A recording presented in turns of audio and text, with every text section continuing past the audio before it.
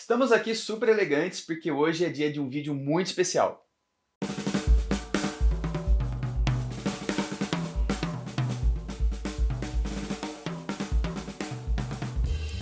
Ação!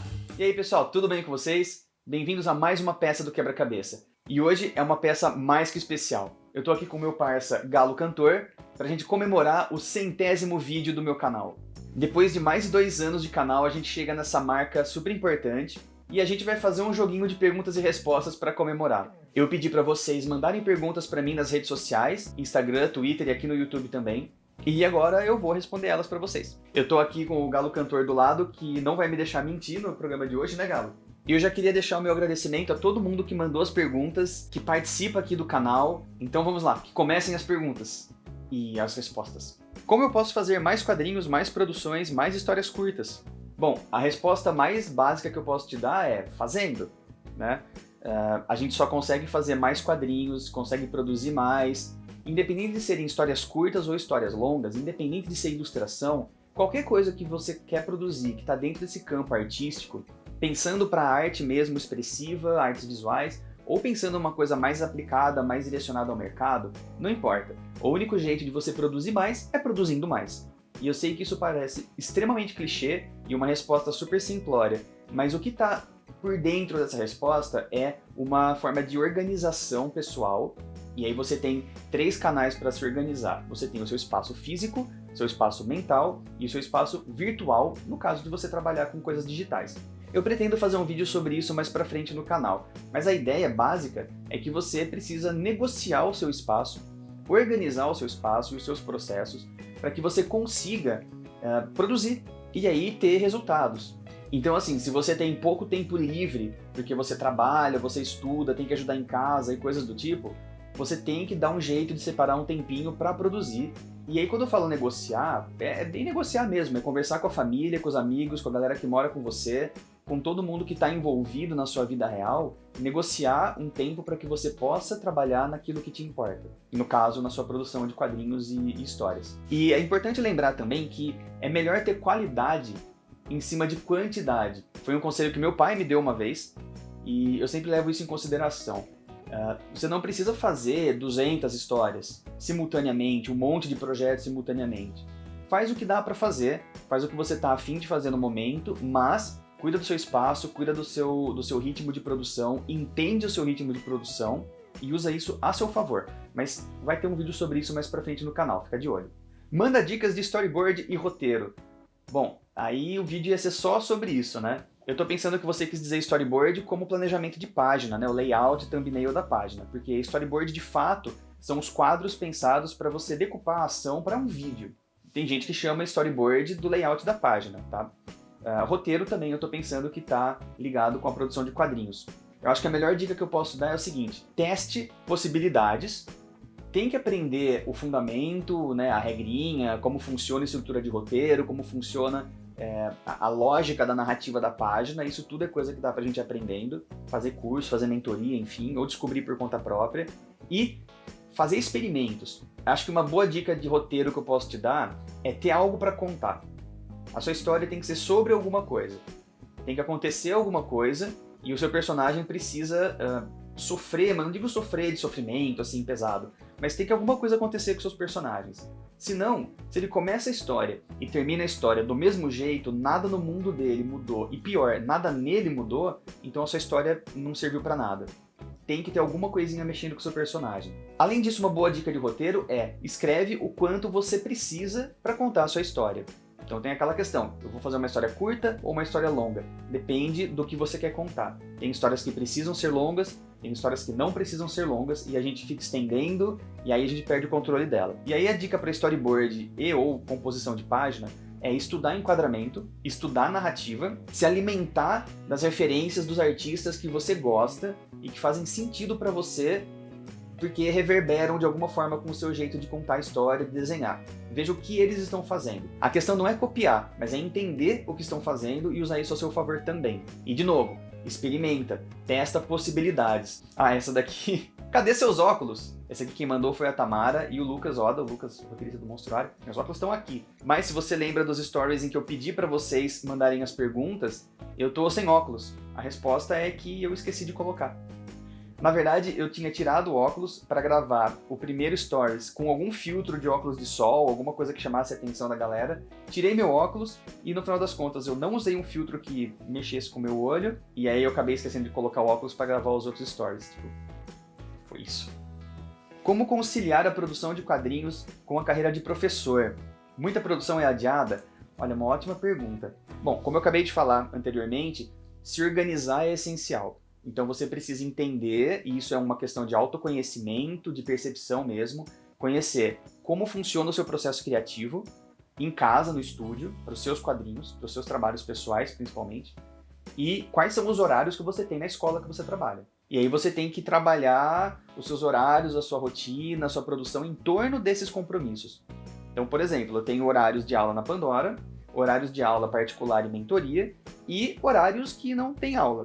Então eu procuro, nos horários que eu não tenho aula, me dedicar aos projetos de quadrinho. É meio estranho quando a gente fala que precisa de organização, de disciplina, porque muita gente tem a ideia de que artista é uma coisa mais louca, assim, mais freestyle, né? Mas não, cara, tem que ser bem organizado. Pretendo também ter vídeo no canal falando sobre isso, sobre como eu me organizo nesse sentido. Em breve vai ter. E aí, assim, tem que pensar, né? Quais são as suas prioridades no momento? Eu sempre tentei colocar quadrinhos como uma prioridade no meu trabalho. E isso muitas vezes causava o meu sumiço do rolê com os amigos, isso me dava menos horários para ter aula, para ser professor, e o tempo em que eu mais estava envolvido em dar aula, que eu tinha mais aulas durante a semana, foi justamente o período que eu menos conseguia produzir quadrinhos. Porque aí, qual que era a hierarquia das coisas? Aula em primeiro lugar, porque são os horários fixos que eu tenho que estar lá. Em segundo lugar, ilustração freelancer, porque tem prazo, e tem cliente, e tem orçamento. Em último lugar, os quadrinhos. Por quê? Porque ele era o mais maleável, aquele que eu meio que podia deixar pro lado, podia fazer no outro dia, podia esperar um mês.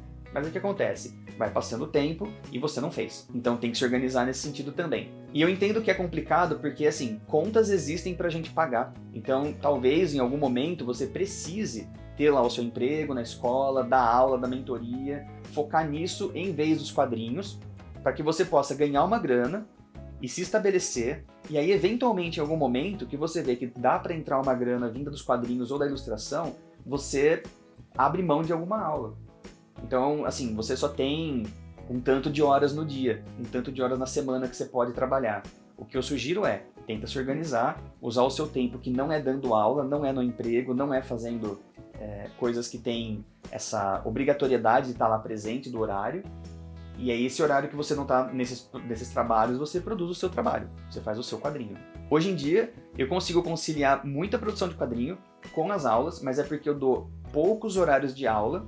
Nesse momento da gravação do vídeo, por exemplo, eu tenho 4 turmas na Pandora, eu tenho 2 aulas particulares e uma mentoria.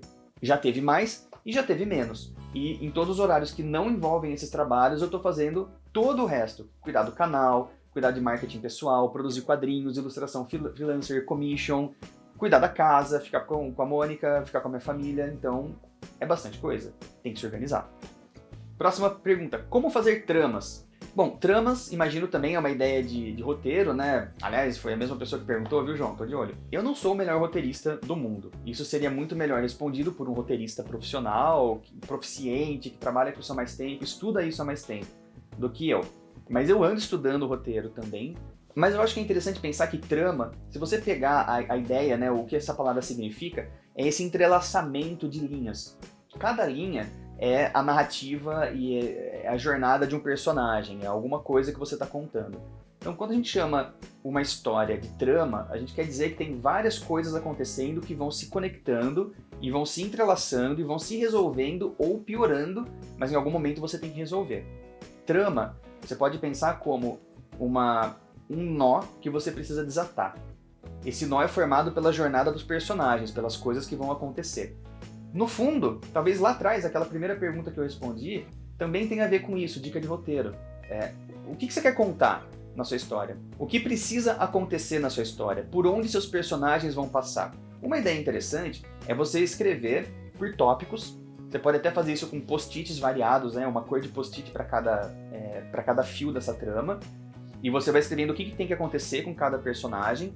E aí você vai ver quando que um personagem vai ser entrelaçado com o outro, quando uma história vai mesclar com a outra, onde que se resolve uma parte da trama, onde continua resolvendo a parte da outra. Pode ser uma ideia interessante. Eu diria assim, que você precisa planejar a sua história do começo até o final, saber quem são seus personagens, o que eles vão fazer, a utilidade deles na trama e como você vai conduzir eles até o final da história. Quais eram as expectativas com o canal de quando eu fiz o primeiro vídeo e quais são as do 100º vídeo, que é esse, né? Colocando em perspectiva o passado e presente e como eu vejo minhas metas. Bom, e é um pouco longe, né? Bastante coisa. Bom, sendo muito sincero, eu enrolei cerca de 2 anos para estrear o canal no YouTube.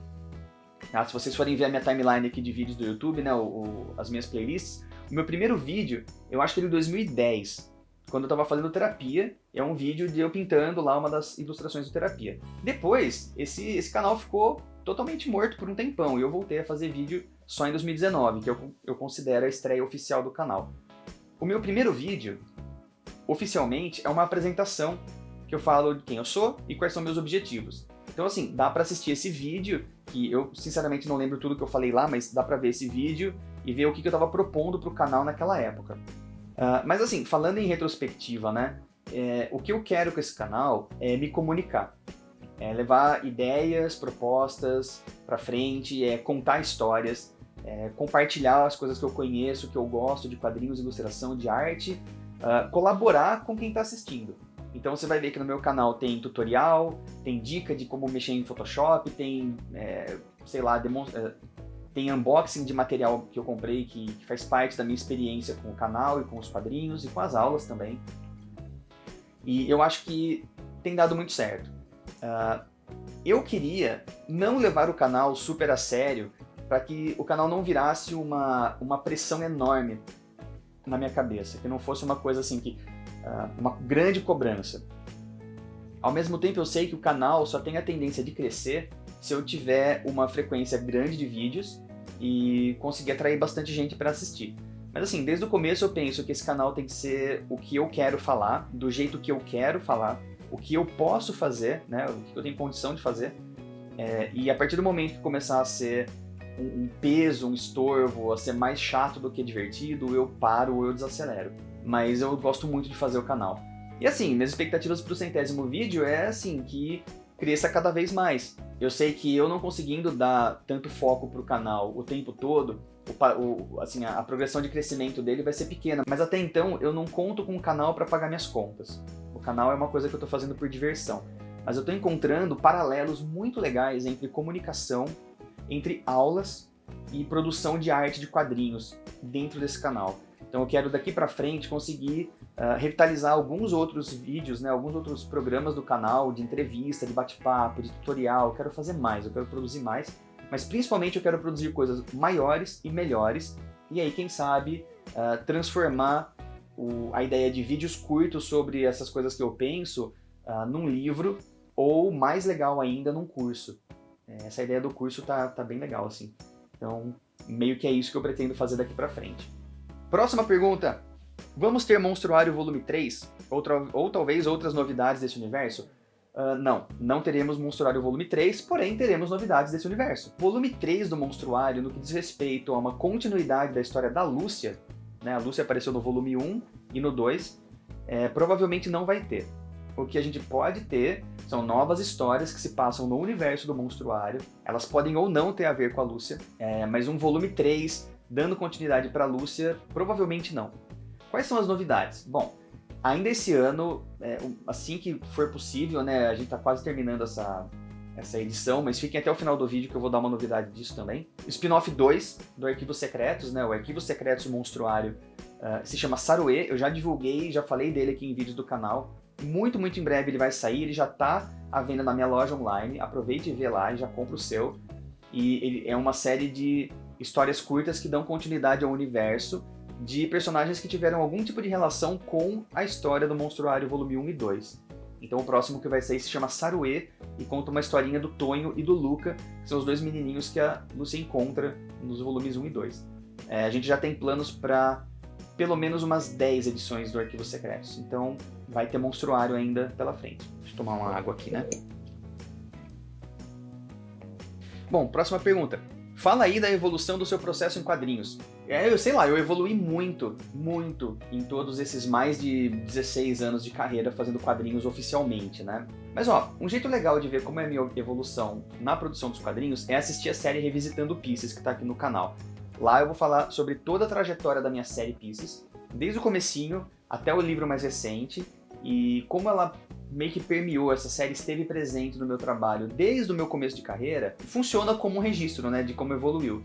Mas assim, eu diria que, se eu fosse para responder essa pergunta sem citar a Pieces, eu acho que o meu processo se tornou cada vez mais organizado, cada vez mais técnico no sentido de saber o que eu estou fazendo, né? Porque geralmente a gente começa a fazer quadrinhos e tal, a ideia é só contar a história. Então tinha muita coisa embrionária lá no comecinho da minha carreira, de composição de página que é meio fora do genérico, um foco muito grande na expressão dos personagens, no que eles vivem, que eles pensam e tal. E isso se mantém até hoje no meu trabalho. Mas a grande evolução foi a maturidade. A maturidade do processo criativo, o controle do processo criativo, a otimização de muita coisa que eu tenho que fazer no processo. E assim, o autoconhecimento, né, que eu já falei, o quanto mais eu entendo o meu próprio processo criativo, melhor eu consigo lidar com ele. Então as coisas para mim, para fazer quadrinho, ou para fazer ilustração, elas são muito mais metódicas do que caóticas, na verdade. Eu gosto de deixar o caos, né, para um processo mais criativo, que é pensar no núcleo da história, no argumento, e para pensar no começo da elaboração das páginas, mas depois a coisa vai ficando cada vez mais técnica, cada vez mais baseada em fundamento. Então, eu acredito que o meu processo foi ficando cada vez mais maduro e mais profissional. E com isso, o que eu tento é nunca perder a poética, né? Nunca perder esse experimentalismo, um certo frescor de que o meu quadrinho sempre pode permitir uma coisa nova. Mesmo que o processo seja super controlado, otimizado, profissional, como eu falei, mas que eu ainda tenha abertura para experimentar coisas e gerar coisas fora da caixa. Essa aqui veio pelo WhatsApp da Ana. A Ana pergunta: a pandemia te privou de fazer coisas ou de ir a lugares que eram especialmente importantes para sua inspiração ou criatividade na hora de desenhar? Uau! Então, sim, com certeza. A pandemia privou todo mundo, aliás, todo mundo está com a cabeça no lugar e sabe o que está acontecendo, é sério, né? Mas privou muita gente da liberdade de poder se locomover sem grandes preocupações, né? De ir para os lugares e tal. Coisas que sempre me inspiraram foram as histórias e as vivências das pessoas com quem eu tenho relações, né? Tipo, meus amigos, minha família, a família da Mônica, meus alunos, meus colegas da Pandora, meus colegas dos quadrinhos. Eu me alimento de histórias, eu me alimento de narrativas. Então, assim, nem sempre as histórias que eu crio, né, o que seria o combustível para criar história, nem sempre isso vem da minha vivência, mas vem também das vivências dos outros, do que eu penso e do que eu reflito a partir do que eu conheço da vida dos outros, né, das experiências do mundo. Então, pensando que eu gosto muito de falar sobre pessoas, relacionamentos, que os meus quadrinhos envolvem uma certa coisa urbana, né, meio poética, melancólica, mas urbana. Se não tem vida, não tem história. E para ter vida, você precisa viver. Então, sendo um cara que sempre trabalhou muito em casa, eu gosto muito de trabalhar em casa, né? Boa parte do meu trabalho não tem como eu fazer em qualquer outro lugar, né? Mas é complicado quando você deixa de ir no bar, deixa de ir para uma balada, deixa de ir no museu, deixa de viajar, deixa de ter uma liberdade de encontrar qualquer pessoa para ficar batendo papo. Isso deixa de me alimentar. Então, de verdade, isso foi um grande baque da pandemia para mim. A pandemia serviu para me deixar aqui em casa por mais tempo, focado nas minhas coisas. Então, rolou um distanciamento de algumas coisas que potencializaram o meu envolvimento com outras coisas. Então, muita coisa boa veio desse isolamento. Mas, em questão de inspiração, cara, eu queria poder estar lá fora, sabe? Eu queria poder ter liberdade de ir lá fora. Então, que venha a vacina logo e, pra fechar, obviamente, fora Bolsonaro. Pra sempre. Pelo amor de Deus. Some. Aqui uma pergunta do meu ex-aluno Lucas. Mário, voltei a desenhar agora e tô sofrendo de novo pra achar um estilo. Tem alguma dica? Bom, tenho. Vários, né? Sempre. Mas, bom, você já desenhava. Você inclusive fez aula comigo, né? Eu lembro. Você já desenhava. e agora você tá voltando a desenhar. E essa coisa, cara, de buscar encontrar um estilo, geralmente isso vem de uma forma meio imediatista, sabe? Olha, ou eu tenho um estilo próprio, uma identidade, uma coisa muito minha, ou eu não tenho nada para oferecer. Ou não é assim, sabe? Se você tem um desenho baseado em fundamentos, um desenho bacana, sólido, você consegue desenhar um pouco de tudo, você já tá bom para começar, né? Então você pode começar a produzir coisas. Você vai encontrar, na verdade eu não digo que é encontrar, eu não acredito que a gente encontra um estilo, na verdade porque é uma mistura de coisas que já estão em você, que são as suas preferências, o seu gosto, a sua experiência, seu senso de humor, o gosto musical, tudo isso meio que tá lá trabalhando junto. Mas também tem muito de referência, tem muito de produzir. Então, cara, a dica mais forte que eu posso te dar é monte um banco de dados. Você pode salvar isso no Instagram, pode dar print no celular, salvar numa pasta do computador, de artistas que você gosta e que você sente que reverberam com você de algum jeito. E você se alimenta daquilo. Tenta entender como eles constroem, tenta achar vídeo, tutorial, entrevista. Se alimenta da produção desses artistas que fazem sentido para você. E inspirado por esses artistas, começa a desenhar, começa a produzir. Não importa o objetivo dessa produção, tá? Você tem que produzir. E aí o estilo, que vai meio que ser... O estilo é o resultado dessa pesquisa toda, de todas as experimentações que você faz com o desenho, de técnicas que você vai agregando e soluções que você vai agregando também. Para você construir uma identidade mais própria, você precisa ter mais referências e produzir muito. Eventualmente você vai perceber as coisas que vão ficando no seu desenho, que você gosta de fazer e que dão um resultado que encantam você, e essas coisas vão agregando e elas eventualmente vão virar a sua identidade como desenhista. Mais uma aguinha. Como não fazer histórias genéricas? É complicado, né? Ó, conselhos. Ninguém é original de verdade. A grande maior parte das histórias possíveis de serem contadas, a humanidade já contou. Não é que nenhuma história seria interessante. As histórias são interessantes porque elas dependem de como você conta as histórias. Se a gente pensar uma história genérica, a jornada do herói é uma história absolutamente genérica, previsível. Mas olha quantas pessoas fazem, quanta gente usa isso. A grande questão não é tentar buscar uma originalidade, uma coisa inédita que nunca ninguém fez, porque muito provavelmente alguém já fez. A questão é buscar histórias que você quer contar, que você tem prazer de contar, e aí buscar a melhor forma de contar elas. Uma forma aí, talvez, né, quanto mais inusitado, quanto mais sua, melhor. E pra gente ter, é a mesma coisa do estilo da pergunta anterior, pra gente poder escrever roteiros e textos mais interessantes, mais ricos, mais imprevisíveis, você precisa ter muita referência. Então, assim, tem que ler literatura, tem que assistir cinema, tem que ir no teatro, tem que ler poesia, tem que ouvir muita música, tem que ler muito quadrinho, sim, quadrinho, claro, obviamente. Mas não só o que você costuma gostar. Então, por exemplo, eu adoro filme de super-herói e ficção científica, mas não dá pra só se alimentar disso, tem que assistir de tudo. Literatura, tem que ler um pouco de tudo. Assim, eu não digo que você tem que obrigatoriamente ler coisa que você não gosta, mas é importante entender por que você não gosta, porque aquilo meio que não faz sentido pra você ou você não sente prazer em ler. O que eu entendo é que quanto maior o seu repertório, de mais lugares você pode buscar inspiração. E aí as suas histórias vão ficar menos genéricas a partir do ponto que você busca inspiração em muito mais lugares. E outra, não tem problema nenhum em fazer uma história meio genérica, porque também tá cheio de história genérica. É muito difícil uma coisa original, inovadora, surpreendente. Então assim, não tem problema nenhum. Principalmente se você pensa, ó, começo de carreira, tô começando a produzir meus quadrinhos, meus roteiros. Dificilmente você vai produzir uma coisa... provavelmente você vai produzir coisas meio genéricas. Cara, não tem problema. Conta a história que você quer contar. Começa por aí e sempre enriquecer o portfólio e sempre enriquecer o seu repertório. Mais uma pergunta. Como é o seu processo criativo? E como é o seu método de trabalho para fazer os gibis?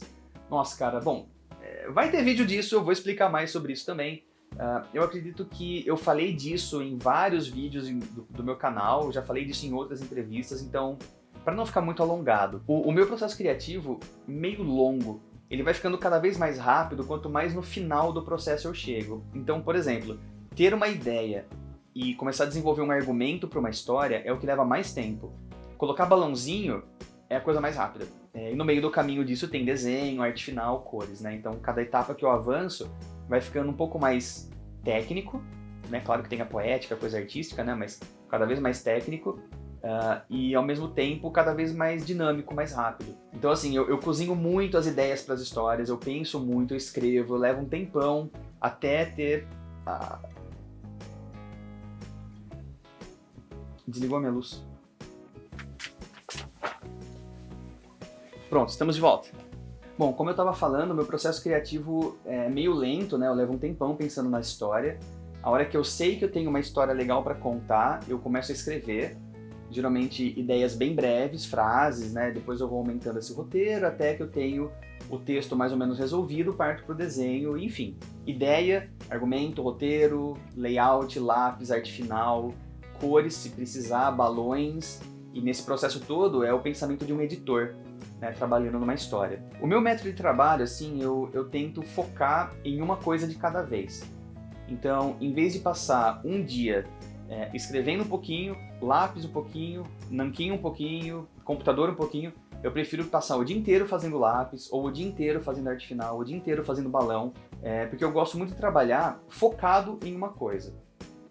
Então eu boto uma música, um podcast, depende do que eu preciso naquele momento, e eu gosto de me dedicar ao que eu estou fazendo naquele momento. E aí trabalhar meio que por lotes, sabe? Então eu vou desenhar só o lápis. A hora que eu termino o lápis, eu organizo minhas coisas, guardo meu material, concluí aquela parte do trabalho, posso começar outra parte. O que eu menos gosto, não só no meu trabalho como quadrinhos, mas no geral, é ter muita coisa acontecendo ao mesmo tempo, tendo que resolver muita coisa ao mesmo tempo, sabe? Essa ideia do multitasking, eu já mergulhei muito de conseguir fazer multitasking, mas na verdade, sinceramente, hoje eu não gosto. Eu gosto de fazer uma coisa de cada vez, focado, comprometido com aquela coisa, meio como se eu tivesse entrado numa vibração específica para fazer aquela parte do meu trabalho ou aquela tarefa. E aí eu vou até terminar. É assim que eu gosto de trabalhar. Como eu falei, a minha cabeça é de editor também. Então eu estou sempre pensando no trabalho como um todo, com uma experiência completa. E eu tento sempre me organizar, né? O tema da organização está sendo muito frequente aqui nesse vídeo. Mas eu tento me organizar bem para que eu consiga dar conta da produção. E como eu faço muita coisa ao mesmo tempo, vários projetos, freela, aula e tudo mais, é importante que eu não esteja muito dependente de uma... É bom que eu esteja focado no que eu estou fazendo, porque é muito fácil eu me perder. Por exemplo, eu estou fazendo uma coisa aqui, aí eu distraio, vou fazer outra, distraio, vou fazer outra, distraio, vou fazer outra, e eu não termino nada. Então eu prezo muito por essa organização e por essa disciplina também. E também ajuda o fato de que eu gosto demais das coisas que eu faço, então mesmo quando é uma etapa mais chata, ou mais trabalhosa, ou cansativa, eu ainda gosto do que eu estou fazendo. E é difícil de desligar a cabeça, então, para descansar ou para ficar fazendo qualquer outra coisa. Penúltima pergunta. Já tentou outras artes? Literatura, fotografia, cinema, escultura, teatro? Olha, sim, já tentei bastante coisa. Algumas foram tentativas muito pontuais, né? Tipo, uma vez, na primeira série, eu escrevi uma peça de teatro pra gente ensinar com os amiguinhos. Eu tive banda por muito tempo, isso foi bem legal. De 1998 ou 9 até cerca de 2000 eu sempre tive banda.